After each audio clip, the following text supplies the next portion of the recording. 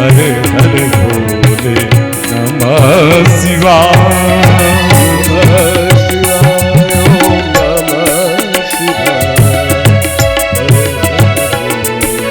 लीलाएं बहुत सारी हैं और समय हम लोगों के पास बहुत कम है। भगवान ने एक दिन विचार किया कि आया हूं इस ब्रिज में जो भी विकृति है उसको समाप्त करने के लिए, तो सबसे बड़ी विकृति भगवान को तो जमुना में ही दिख गई कि हमारे ब्रजवासियों के भोली भाली गईं इस जमुना का विषाक्त जल पी लेती हैं तो अकारण मृत्यु को प्राप्त हो जाती हैं। इसलिए आज कन्हैया ने विचार किया कि जमुना के इस विकृति को समाप्त करना है। जिस जमुना में कालिया नाग आकर के अपना स्थान बना लिया। श्री सुखदेव जी कहते हैं, परीक्षित बिलोकी दुसताम कृष्णा कृष्णा कृष्णा ही नाम विभो। बिलोक दुस्ताम कृष्णा कृष्णा कृष्णा ही ना विभो। 3 बार कृष्णा का प्रयोग। मानो प्रभु कह रहे हैं कि कालिंदी कृष्णा, भाई यमुना को भी कृष्णा ही बोलते हैं, इस कालिंदी कृष्णा और इस कृष्णा के बीच में ये तीसरा कालिया रूपी जो कृष्णा आ गया, ये प्रेम गली अति साकरी या में दो ना समाए। इसे तो यहां से निकालना ही चाहिए। अगले दिन अपने सखाओं के साथ पहुंच गए कंदुक क्रीड़ा करने के लिए और भगवान कौतुक बस यमुना में प्रविष्ट कर गए। सारे सखाओं ने मैया को बताया, सारे ब्रजवासी दौड़ करके आए और जमुना तट पर आज तो मैया यशोदा नंद बाबा सारे ब्रजवासी जमुना में कूदकर अपनी जान दे देना चाह रहे हैं। दाऊ भैया जो कि शेषा अवतार हैं, बार बार सबको रोक रहे हैं। अरे तुम नहीं जानते कि ये 100 फन वाला कालिया मेरे कान्हा का क्या बिगाड़ सकता है? वो तो 1000 शेष की सैया पर, 1000 फन वाले शेष की सैया पर सोने वाला मेरा कृष्ण है। पर मैया तो मूर्छित होकर के गिर। अबाल वृद्ध वनिता सर्वे पशु वृत्तया, सभी गोकुल से जैसे पशु वृत्ति होती है कि अगर किसी पशु को आप खदेड़ो भगाओ तो वो मार्ग नहीं देखते कि किस मार्ग से मुझे भागना है। जिसको जिस तरफ मुंह किए खड़े थे उसी तरफ भाग पड़े कि कन्हैया जमुना में। कन्हैया पहुंच गया, कन्हैया हमारे पहुंच गए कालिया के, जहां वो जमुना में अपना निवास स्थान बना करके रहता था। कालिया की पत्नियों ने इतने सुंदर कन्हैया को जब देखा, उस समय कालिया नाग सो रहा था। कालिया की पत्नियां दौड़ करके आई, अरे बड़े प्यारे भोले भाले बच्चों, बड़े सुंदर हो तुम, मेरे पति के जागने के पहले ही तुम यहाँ से चले जाओ, नहीं वो जागेंगे तो अभी तुम्हें मृत्यु प्रदान कर देंगे। कन्हैया ने कहा, तो जगा दे अपने स्वामी को, वहीं से तो हम मिलने आए हैं। जोर से बोले, कालिया ने फुंकार मारी। महाराज एक बार तो कालिया ने भगवान को अपने बाहुपास में बांध ही लिया, लेकिन अगले क्षण भगवान ने अपना स्वरूप बढ़ा करके और उसका बंधन ढीला हुआ।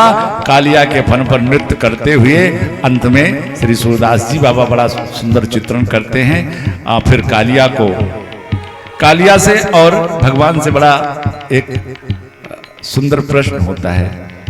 कालिया, जब भगवान ने कालिया को शांत किया, कालिया को लगा कि अगर थोड़ी देर इन्होंने और ठुमका लगाया मेरे सर पे तो प्राणांत ही हो जाएगा, तो शरण में आया।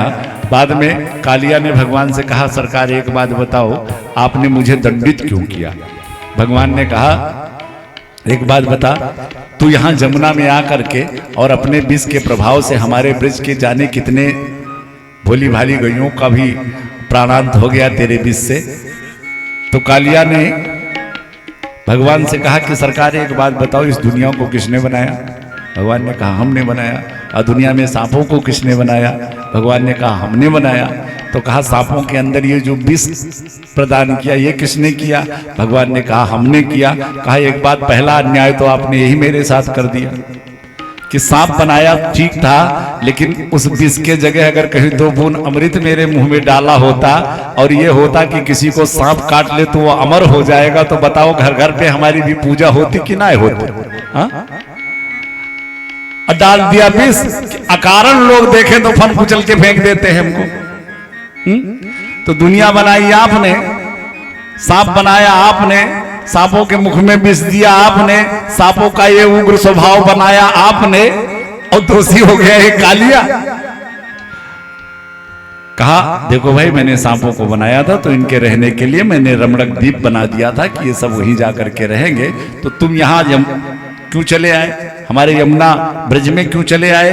तो कालिया ने कहा सरकार, आपके वाहन जो गरुड़ है ना, ये रमणक द्वीप जाते हैं तो हजारों लाखों सर्पों को एक साथ चट कर जाते हैं। एक बार हमसे इनसे युद्ध हो रहा था, मुझे लगा कि अब ये मुझे खाई जाएंगे, सो मैं डर करके रमणक द्वीप से यहाँ भाग आया। और यहाँ ये ऐसा स्थान है यमुना तट का कि यहाँ शुभ्रा मुनि का श्राप है गरुड़ को कि गरुड़ अगर यहाँ आकर के तू हिंसा फैलाएगा तो तू मारा जाएगा, इसलिए गरुड़ यहाँ आ नहीं सकते, इसलिए मैं उन्हीं के भय से यहाँ रहता था। भगवान ने कहा तो जा कालिया, अब तू जगत में जहां मर्जी वहां विचरण कर, अब तुझे गरुड़ से कोई खतरा नहीं। कहा क्यों? कहा ये मेरा चरण चिन्ह जो तेरे सर पे विद्यमान हो गया। ये हो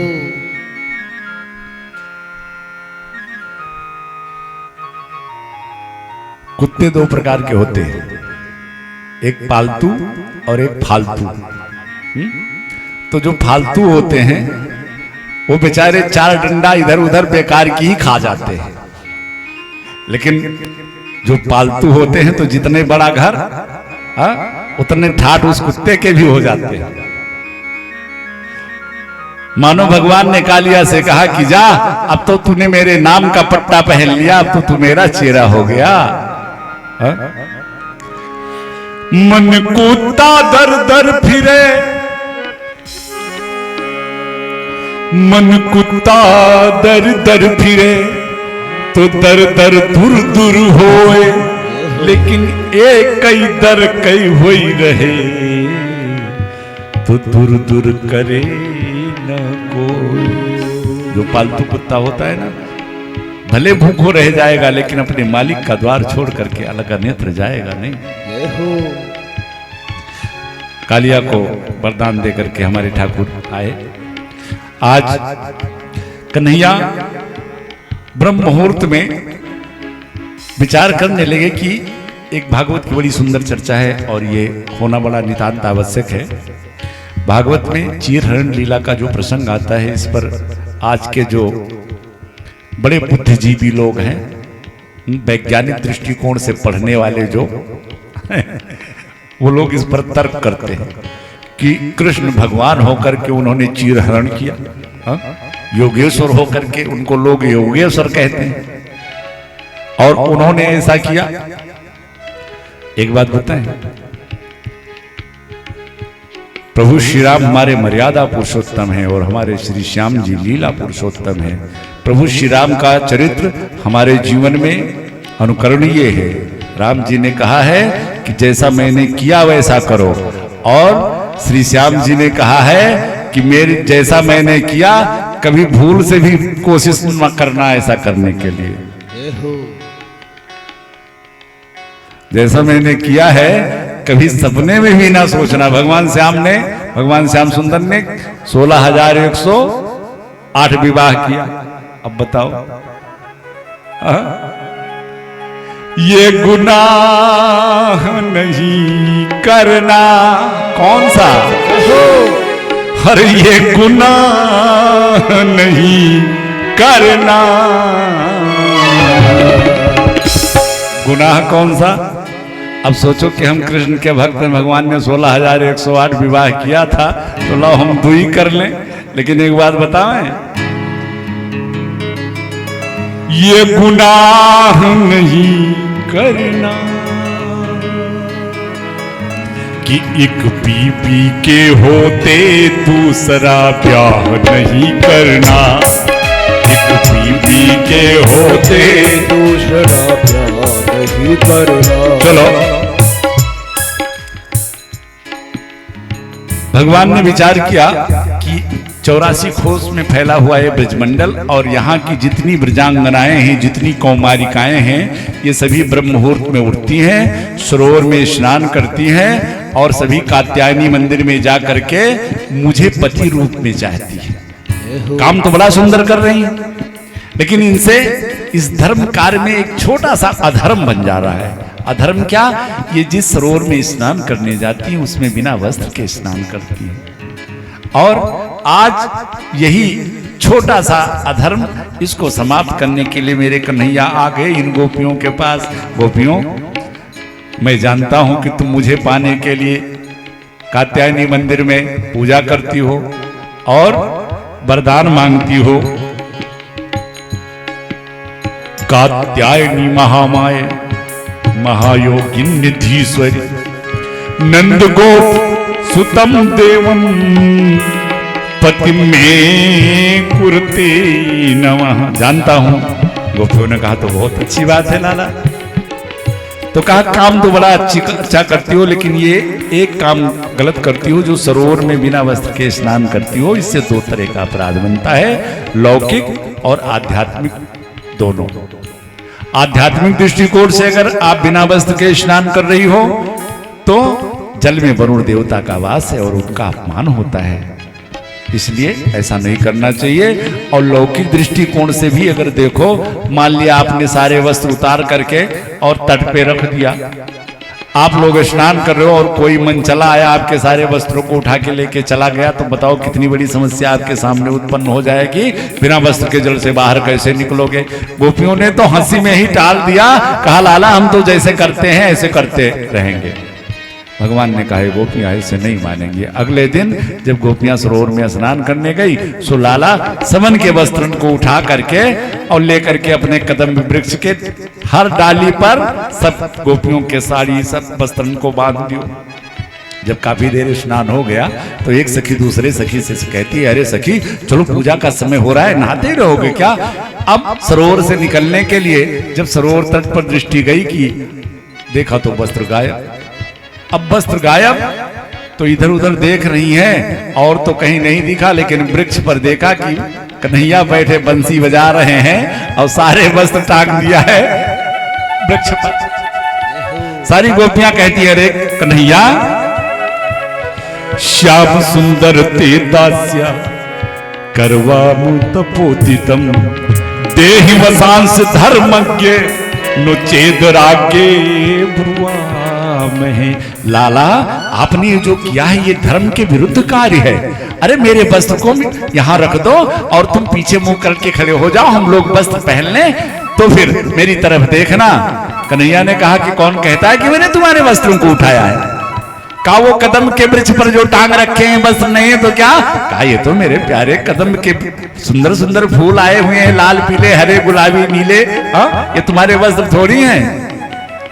सारी गोपियां प्रार्थना करती हैं, लाला मेरे वस्त्र मुझे दे दो। भगवान ने एक शर्त रख दिया कि एक एक गोपी जल से बाहर निकलो और अपने अपने वस्त्र लेकर के जाओ। एक गोपी दूसरे गोपी की तरफ देखती है, सखी इन्हीं को पाने के लिए तो सारा जोग जब तक हमारे जीवन का चल रहा है। एक एक गोपी जल से बाहर निकली। श्री सुखदेव जी कहते हैं, परीक्षित भवत्यो यदि दास्यो मयोक्त वा करिष्यत अत्रागत स्ववासांसी प्रतिक्षंत सुचिस्मिता। एक एक गोपी आओ। भगवान ने सबको वस्त्र दे दिया। सारी गोपियां अपने अपने वस्त्र लेकर के चली गई। अब फिर इस कथानक को आइए हम तीन दृष्टि से देखते हैं। पहला, अगर कृष्ण भगवान है, आप कृष्ण को भगवान मानते हो, अगर उन्होंने भगवान होकर के भी यह कार्य किया तो कोई गलत नहीं किया। क्यों? क्योंकि कृष्ण और कृष्ण अगर भगवान है तो भगवान समर्थवान है। और शास्त्र कहते हैं कि समर्थ को नहीं दोष गोसाई, समर्थ को नहीं दोष गोसाई, रवि पावक सुरसरी की नाई, समर्थ को नहीं दोष रवि पावक सुरसरी की नाई। समर्थवान को कभी दोष नहीं लगता। फिर आप कहोगे कि अच्छा, अगर वो ईश्वर हैं तो हम ईश्वर के अंश हैं, तो अगर वो इतना कर सकते हैं तो हम क्या इतना नहीं कर सकते? लेकिन मैं आपको एक छोटा सा उदाहरण देता हूं। आप गंगा स्नान गए, धर्मशाला में कमरा लिया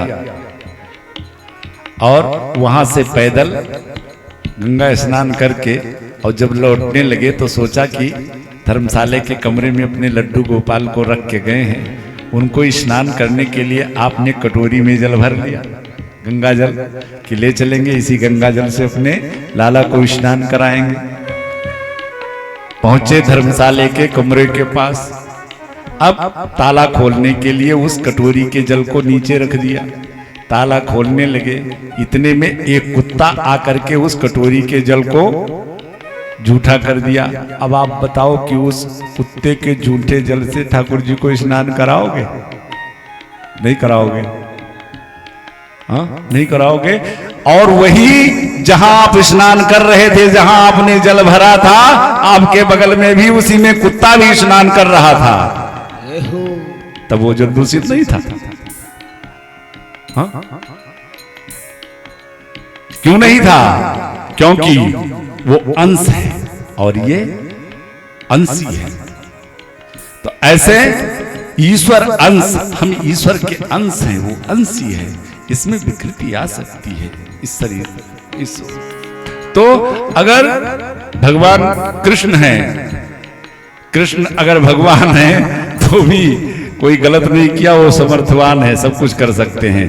और अगर मान लिया कृष्ण एक साधारण मानव होकर के उन्होंने यह कार्य किया, तो भी कोई गलत कार्य नहीं किया, क्योंकि जबकि यह लीला है, जिस समय हमारे श्री कन्हैया ने यह लीला करी है, उस समय मेरे कान्हा की आयु 5 बरस की है, और 5 बरस के बालक के अंदर कभी किसी प्रकार का कोई विकार नहीं होता। और वास्तविकता, आध्यात्मिक दृष्टिकोण क्या कह रहा है इस कथानक को, कि देखो मेरे श्याम सुंदर ने किसी गोपी का लहंगा फरहा नहीं चुराया है।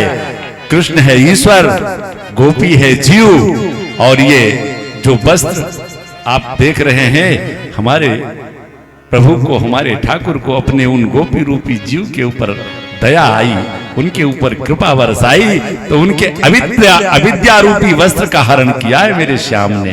बोलो गोविंद भगवान की जय हो। आ गए, बड़ी सुंदर लीला आती है, कौन कौन सी लीला का वर्णन किया जाए, हम सभी बिल्कुल, लेकिन चलिए कुछ सूत्रात्मक विधि से, कुछ समासक विधि से पहुंचना तो ही है। रास का वर्णन आया बड़ा सुंदर। रास की रचना हमारे श्याम सुंदर ने, क्योंकि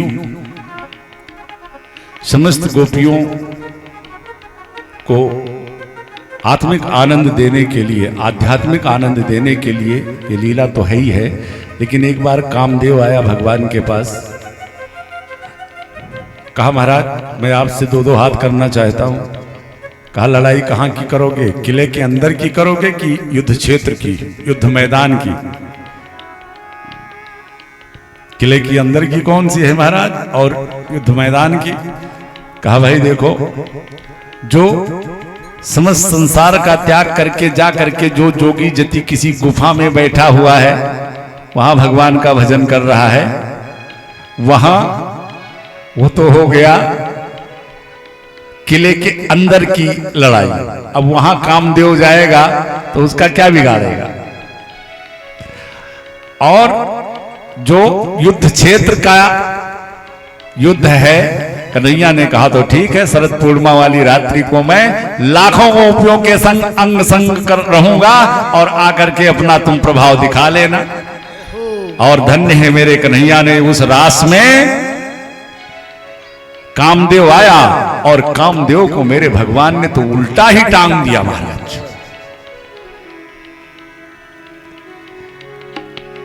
राधा नाचे श्याम नाचे नाचे गोपीजन, राधा नाचे श्याम नाचे नाचे गोपीजन, मन मेरो बन गयो सखीरी पावन वृंदावन, मन मेरो बन गयो सखीरी पावन वृंदावन। बड़ा सुंदर चित्रण है गोपी गीत का।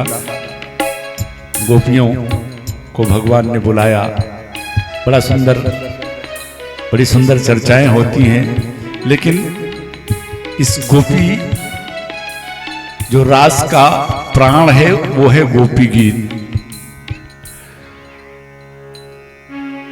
और गोपी गीत इस भागवत की आत्मा कहा जाए तो कोई अतिशयोक्ति नहीं है। जय हो। एक बार हमारे धर्म सम्राट श्री करपात्री जी गोपी गीत पर कथा कहने हमारे वृंदावन आए,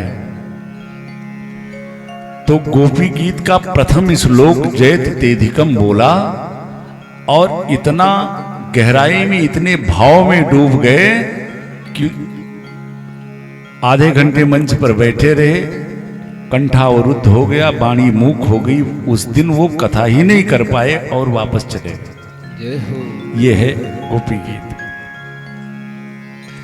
तो अब ज्यादा समय ना होने के कारण बस आइए दो चार पंक्ति हम लोग गोपी गीत का रस लेकर के और फिर आज गोवर्धन पूजन, गोवर्धन लीला की कथा होना नितांत आवश्यक है। जयति तेधिकम् जन्मन प्रजा श्रयत इंद्रा सस्वतत्र हि दयति दृश्यता दीक्षुता स्वयस्तयि धृता तद्विचिन्ने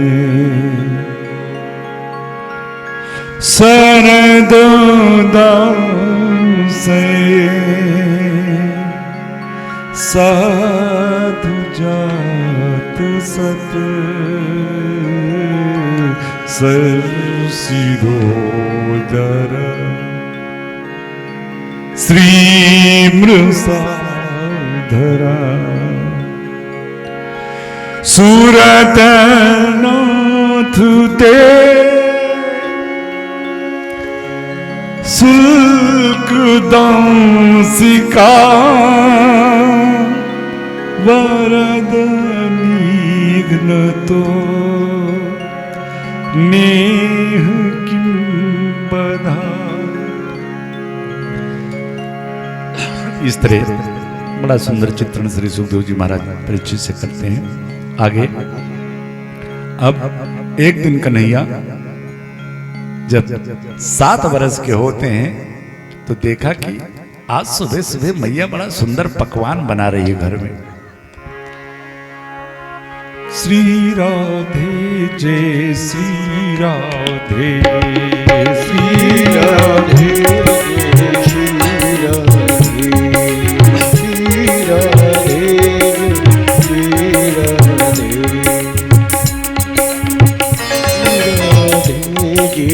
श्री राधे।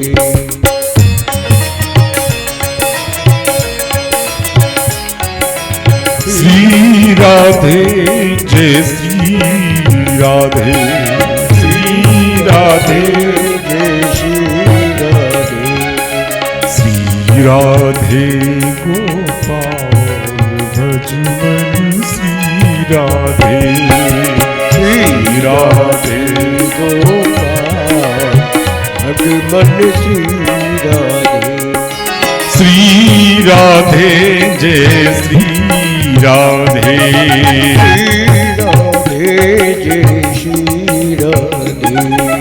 श्री राधे जय श्री राधे।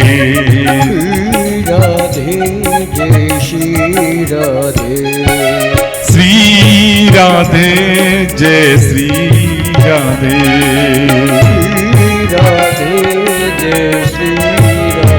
कन्हैया ने देखा कि आज मैया सुबह सुबह बड़ा सुंदर सुंदर पकवान बना रही है, मैया अंदर जाना चाह रहे हैं भंडार में। तब तक मैया ने कहा लाला पार रहियो, आज जय जय की पूजा है बेटा, बिना भगवान की पूजा के आज कुछ तुझे खाने को मिलने वाला होना है। कन्हैया ने कहा मैया ये जय जय कौन? मैया ने कहा लाला एक काम कर, तू जाकर के अपने बाबा से पूछ, मुझे बनाने दे। कन्हैया पहुंच गए बाबा के पास। बाबा आज मैया इतने सुंदर सुंदर पकवान बना रही है और हमने कहा कि मोको 2 पकौड़ी दो। सो मैया ने कहा कि जब तक जय जय की पूजा ना हो जाए तो मैं कुछ मिल बेवारो ना है। तो बाबा कौन से जय जय की पूजा होने वाली आज? धन्य मेरे ठाकुर जी, सारे ब्रजवासी साल में एक बार इंद्र देवता की पूजा करते थे। मेरे कन्हैया ने सोचा कि इंद्र की पूजा करने से इनको एक साधारण देवता के पूजा का फल मिलेगा। अरे क्यों ना इन अपने ब्रजवासियों से मैं अपनी पूजा करवा दूं, जिन्हें ब्रह्म की पूजा करने का अवसर मिले और लाभ मिले। कितने कृपालु हैं मेरे ठाकुर। बाबा कन्हैया बाबा ने कहा लाला एक बात बताए बेटा,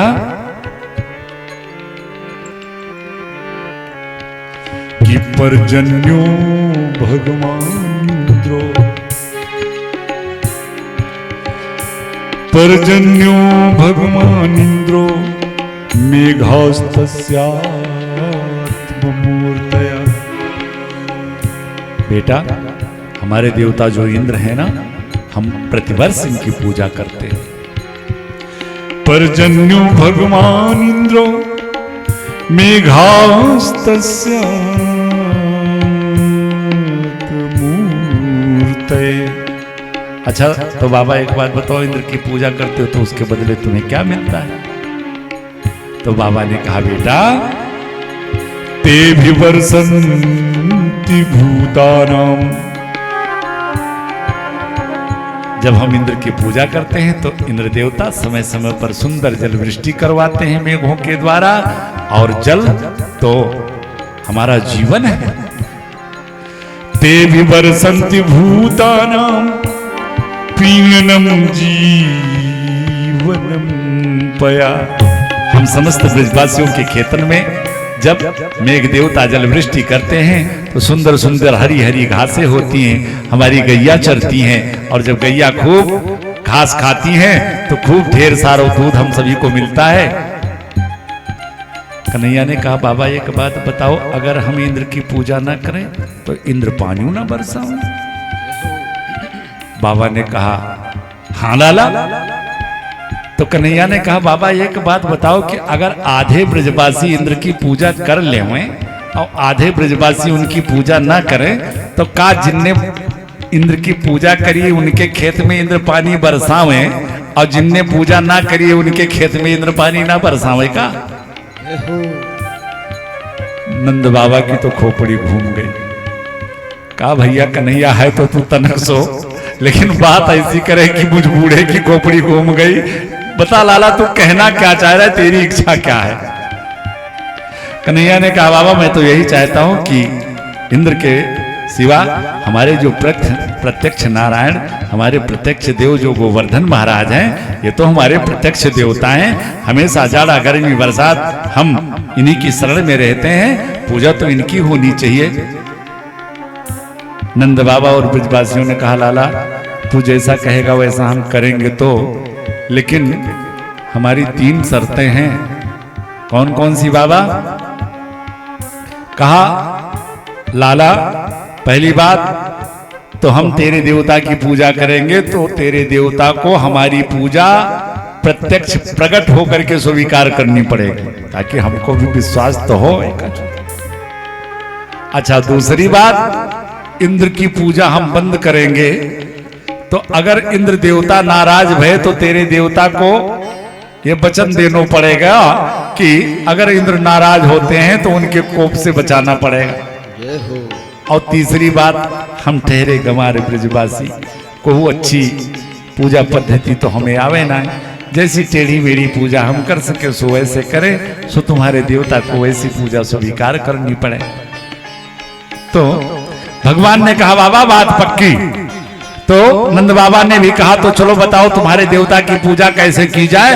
कहा देखो हमारे देवता को और ज्यादा सामग्री, पूजन सामग्री वगैरह की जरूरत चाहिए ना है, लेकिन थोड़ा हमारे देवता खाते बहुत बढ़िया है, बहुत सुंदर सुंदर भोग, इसलिए 56 भोग तैयार करके और लेकर चलो हमारे देवता की पूजा के लिए। बस क्या था महाराज, नंद बाबा ने समस्त ब्रजवासियों के घर में दुहाई लगवा दी, चलो भाई सब गोवर्धन पूजन के लिए चलो और सब अपने अपने घर से 56 प्रकार के व्यंजन तैयार करो। आप सारे ब्रज में क्या था महाराज, रसगुल्ले सोहन हलवा बालूशाही और खीर मोहन। रसगुल्ले सोहन हलवा बालूशाही और खीर मोहन। नृत्य के लड्डू और इमरती बर्फी पेड़ा की खुरचन। नृत्य के लड्डू बर्फी खोआ की खुरचन। शक्कर पेड़े चंद्रकला, शक्कर पेड़े चंद्रकला सुतफेनी मोहन भोग रबड़ी। इलायची दाने मैसूर घेवर, इलायची दाने मैसूर घेवर। सुतपट्टी कंद गजक रेवड़ी, सुतपट्टी कंद गजक रेवड़ी, सुतपट्टी कंद गजक रेवड़ी। चूर के लड्डू, मलाई के लड्डू, खुरमा जलेबी मालपुआ। तिल के लड्डू गुजिया पापड़ सभी तरह का था हलवा। सबके लड्डू गुजिया पापड़ सभी तरह का था हलवा। शरबत छोले पनीर मिश्री, शरबत छोले पनीर मिश्री। दही बड़ा और थी शक्कर, अचार चटनी और मुरब्बे। 56 प्रकार का व्यंजन बना करके सारे ब्रजवासी तैयार। लाला अब क्या करें, अब क्या करो, चलो सब अपने अपने घर से अपना अपना भोग ले करके चलो हमारे गोवर्धन महाराज की तलेठी में। सारे ब्रजवासी तो आज सुंदर सुंदर वस्त्र धारण करके भैया और गोवर्धन महाराज की तलेठी में मेला सा लग गया। आज सारे ब्रजवासी गाते हुए कि मैं तो गोवर्धन को जाऊं मेरे वीर नहीं माने मोर मनवा। मैं तो गोवर्धन को जाऊं मेरे वीर नहीं माने मोर मनवा। नहीं माने मोर मनवा सखी रे, नहीं माने मोर मनवा। नहीं माने मोर मनवा सखी रे, नहीं माने मोर मनवा। मैं तो गोवर्धन को जाऊं मेरे वीर नहीं माने मोर मनवा। मैं तो गोवर्धन को जाऊं मेरे वीर नहीं माने।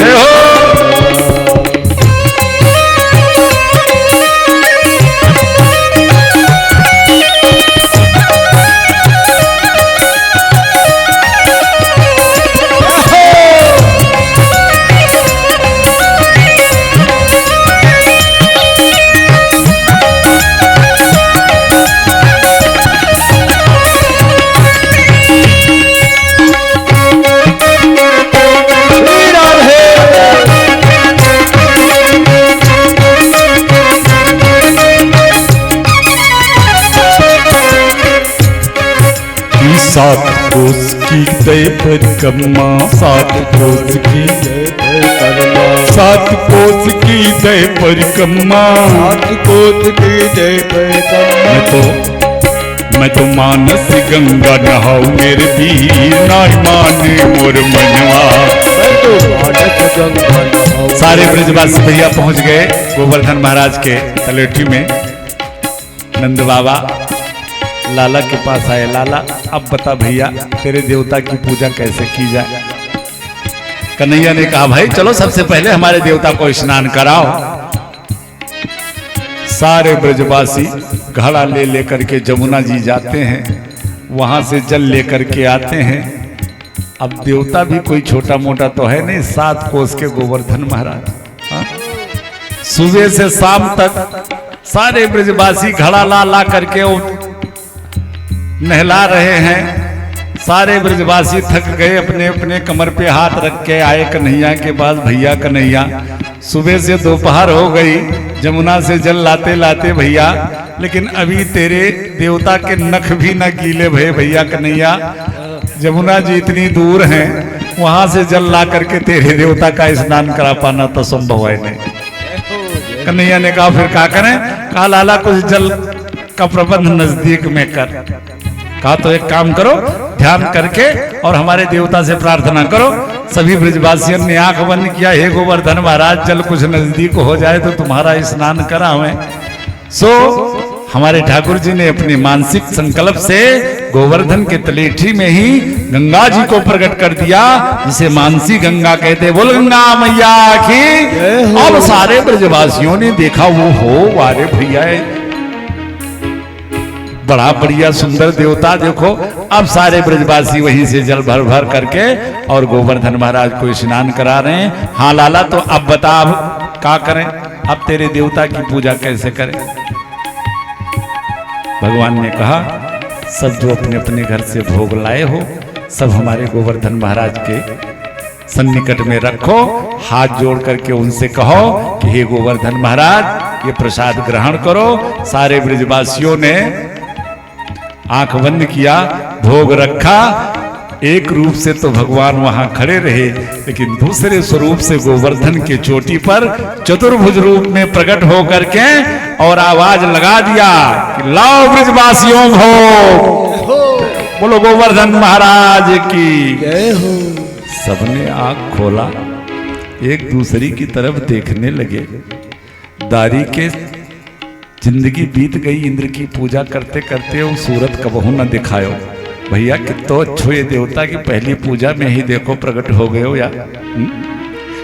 अब धन्य है मेरे ठाकुर जी, ब्रजवासियों के द्वारा लाए हुए भोग को मेरे ठाकुर चारों हाथों से प्रसाद पाए जाए। जय हो, जय हो। क्या प्रेम ब्रजवासी।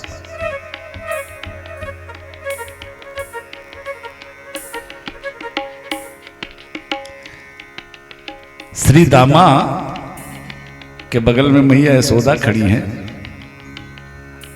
श्री दामा और मैया यशोदा एक बार उस गोवर्धन देवता को देखती हैं, एक बार लाला को देखती हैं। मैया आ गई कन्हैया के पास, क्यों रे लाला एक बात बता, ये तेरी शकल और तेरे देवता की शकल कुछ मिले जुले ना का?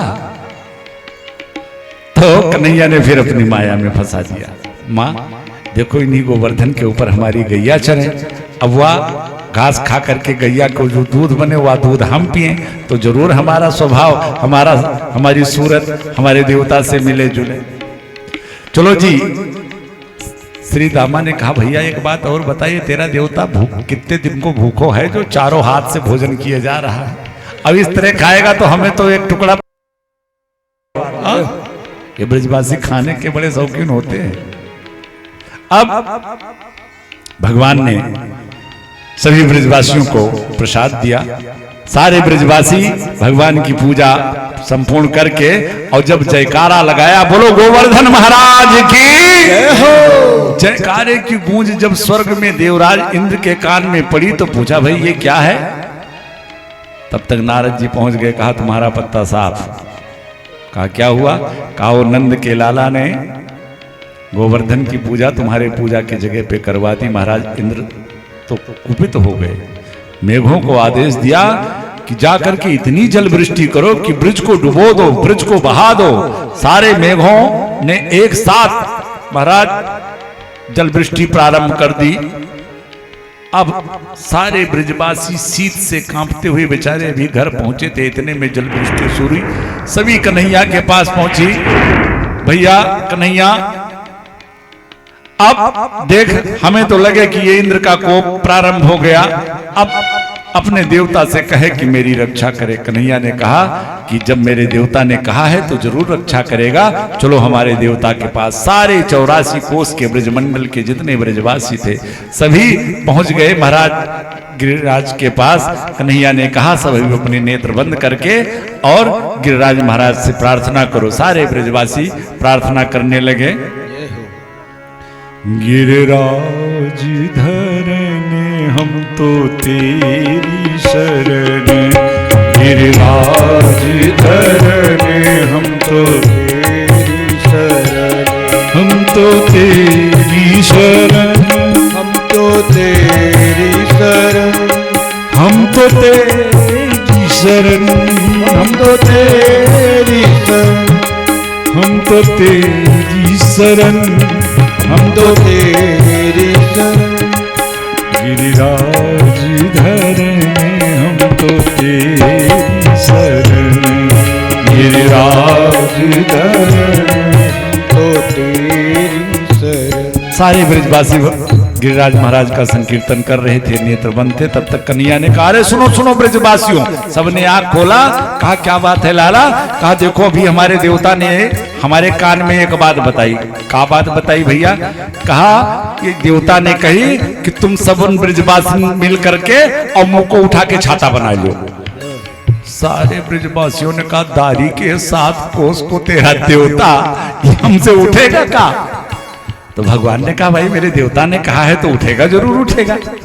अब सारे ब्रजवासियों ने तो केवल हाथ लगाया। मेरे कन्हैया 7 वर्ष के कन्हैया ने गोवर्धन पर्वत को अपनी कनिष्ठ का उंगली पे धारण कर लिया और उसी दिन से बन गए गोवर्धन धारी। बोलो गोवर्धन महाराज की। और सारे ब्रजवासियों को आवाज लगा दिया सारे ब्रजवासी आ जाओ हमारे देवता के नीचे। अब जैसे गोवर्धन उठाया, गोवर्धन पर्वत उठाया, जितने ब्रजवासी थे किसी ने अपना कंधा लगाया, किसी ने सर लगाया, किसी ने अपनी लठिया लगाई। आप मस्त हैं। किसी ने बड़ा सुंदर एक चित्रण किया कि नख पे उठा नग नख धारी, कि नख पे उठा नग नख धारी, नग नख पे उठाई के ब्रजवासी, ब्रजवासी और ब्रजवासी सब रोक रहे हैं डंडा लगाई के। जय हो। सब रोक रहे हैं डंडा लगाई के। नख पे उठा नग नख धारी, नख पे उठा नग नख धारी, नग नख पे उठाई के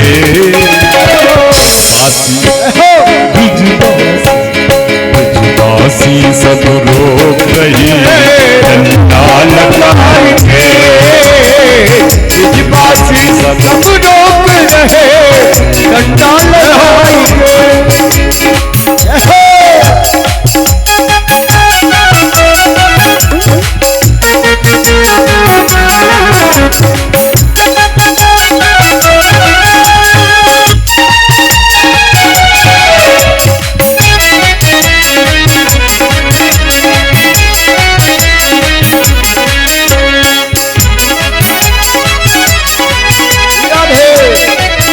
सात दिन मेघों के द्वारा अपार जल वृष्टि हुई। मेरे कन्हैया 7 दिन से अपनी कनिष्ठ का अंगुली पर उस 7 कोस के गोवर्धन को उठाए खड़े हो। चौथे दिन मधुमंगल ने कहा भैया कन्हैया हमारा ये कंधा थक जावे तो या कंधा लगा ले, और या कंधा थक जावे तो सर लगा ले।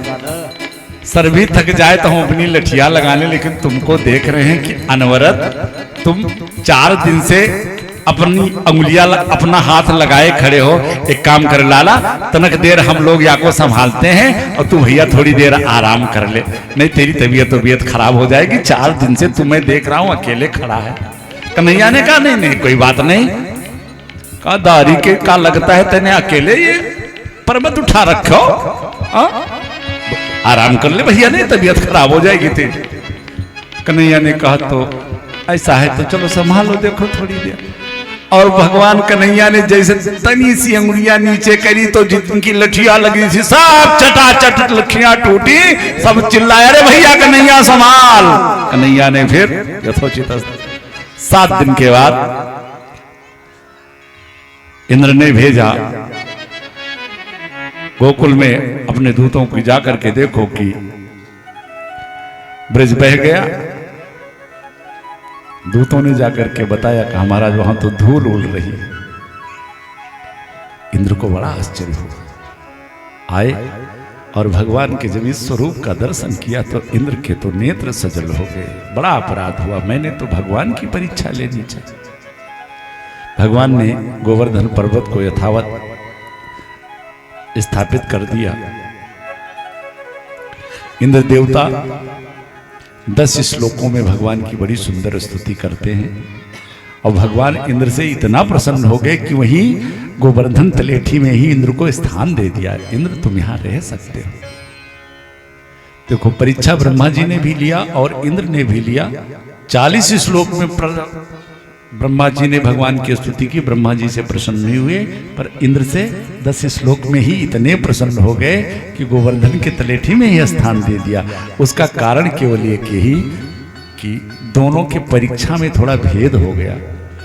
ब्रह्मा जी ने जो भगवान की परीक्षा ली उसमें भगवान के भक्तों को भगवान से 1 साल के लिए दूर कर दिया, और इंद्र ने जो परीक्षा ली उसमें जो 84 कोस में रहने वाले भगवान के भक्त थे वो भी भगवान के और सन्निकट आ गए और सन्निकट आ गए। इसलिए ठाकुर जी इंद्र पर तो अति प्रसन्न हो गए। धूल क्यों उड़ रही थी? ये एक अंतर कथा है। प्रभु श्री राम जब रावण का वध करके अयोध्या आए तो उसी दिन से माता सीता का एक नियम बन गया था कि एक ब्राह्मण को आमंत्रित करते थे प्रभु श्री राम, और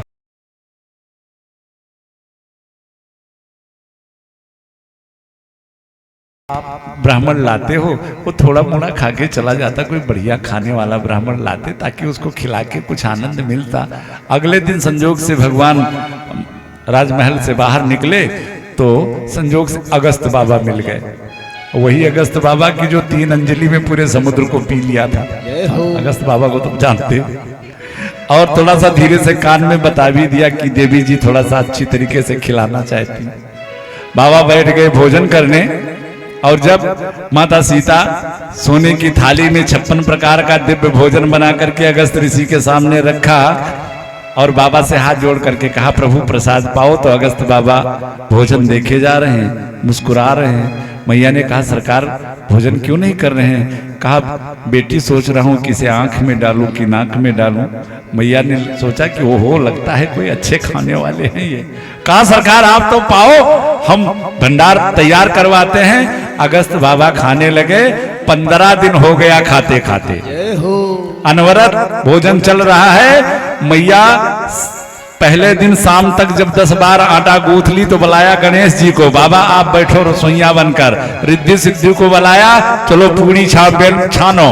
सारे अष्ट सिद्ध 9 निधियों को लगा लिया कि बाबा को भूखों नहीं जाने देना चाहिए।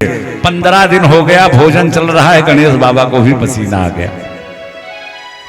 15 दिन के बाद मैया सीता आई और कहा बाबा अगर आधा भोजन हो गया हो तो जल पी लीजिए, आधे भोजन के बाद में जल पीना चाहिए। सोच रही थोड़ा देखें कि कुछ नचाए कि नहीं। अगस्त जी ने कहा बेटी जब आधा भोजन होगा तो बता दूंगा। पहुंची प्रभु श्री राम के पास, सरकार ब्राह्मण आमंत्रित करने के लिए बोला था ना, हाँ ऐसे ब्राह्मण के लिए इसने तो श्रद्धा की मारी टांग तोड़ के रख दी, अब तो इज्जत बचाने के लिए खिलाना है। अगले दिन प्रभु श्री राम आए, अगस्त जी को इशारा किया नेत्रों से। अब अगस्त जी ने कहा बेटी जल लाओ। मैया सीता आके हाथ जोड़ के खड़ी हो गई, जैसे भोजन किया ऐसे जल भी पियोगे। प्रभु श्री राम ने कहा सरकार आप तो ऐसे ऋषि हो, इस युग में आपको भोजन कराया है, अगला अवतार द्वापर का जब मेरा होगा तो उस अवतार में आपको जल पिलाऊंगा। आज जब भगवान ने गोवर्धन को उठाया और इंद्र का वो विशिष्ट जल जब ब्रिज के ऊपर बरसने लगा, भगवान ने याद कर लिया अगस्त बाबा को, बाबा तुम्हारे जल पीने का समय आ गया, आ जाओ। तो उधर इंद्र जल की बरसात कर रहे थे और उधर अगस्त बाबा उसी गोवर्धन पर्वत के एक किनारे बैठे साहब। जय जय सिया राम, जय जय सिया। तो बड़ी सुंदर लीला। और यहां से अब कल हमारे कन्हैया मथुरा जाकर के कंस मामा को मार करके और द्वारिका का निर्माण करके कैसे द्वारिकाधीश बनते हैं, ये कल की कथा में आप सभी श्रवण करेंगे। अभी 2 दिन की है ना, कल और परसों। हाँ हाँ, कल आखिरी है, हाँ? परसों आखिरी है, आज 6वां दिन, कल ही समाप्त। जय जय सीताराम। चलिए, जैसे ठाकुर जी की इच्छा। राधे राधे। वो चूंकि अभी वो विस्तार वाली कथा चल रही थी, अभी 37 दिन की कथा चल रही थी, खूब आनंद आया। तो चलिए, जैसी भी ठाकुर, हम लोग बिल्कुल सभी लीलाओं से स्पर्श होते हुए और यहाँ तक पहुँचे। कल किस प्रकार हमारे कन्हैया जाते हैं कंस को मार के और महाराज उग्रसेन को मथुरा का राजा बनाते हैं और फिर स्वयं द्वारिकाधीश बन करके किस तरह 16,108 श्री सुदामा जी इत्यादि का आप चित्रण कल सुनेंगे। कल बड़ा ही आनंद आएगा। थोड़ा सा समय से आप भी आइए, उस समय तक थोड़ा सा 1 आध घंटे अगर ज़्यादा लग जाए तो ये जिंदगी है, जब तक फुर्सत नहीं है काम से। आज कुछ ज़्यादा हो गए है का, हाँ का कही